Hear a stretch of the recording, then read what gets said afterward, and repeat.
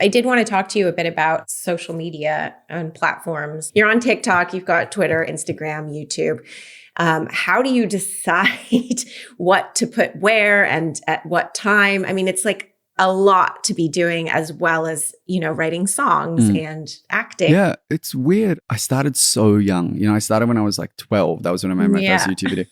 So I've been at it for I'm 26 now. So it's like 14 years that I've been on social media.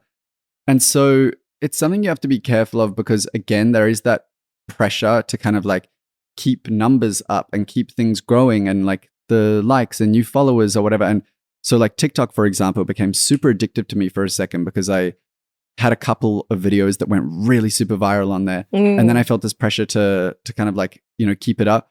But I'm also at a point in my life, and maybe this like now makes me sound old, which I'm honestly like totally fine with. It's like very millennial of me or whatever. But I feel like my relationship with it has changed a lot where I'm kind of like growing out of it in a way that I'm okay with. Okay. I don't have the Twitter app on my phone. I check it on my browser every now and then, but I haven't tweeted in a really long time. TikTok, I have on my phone, but like I really, really regulate my usage because it's a very fun, very addictive app. It's a vortex. It's a complete vortex. Instagram, same thing. I've got like a timer on it and everything. And ultimately, it's a scary thing to do that, to kind of take that step back because you feel like you're maybe missing out on something. But I also am at the point now where I want to have a little bit more faith in myself than that I can make it work and still make stuff that I'm proud of. And even if it's not the most viral thing on TikTok that month, it's okay. Maybe ultimately that will be my like demise, is that I'm not as involved as I once was on social media. But it's a choice that I made for myself that I'm kind of like at peace with.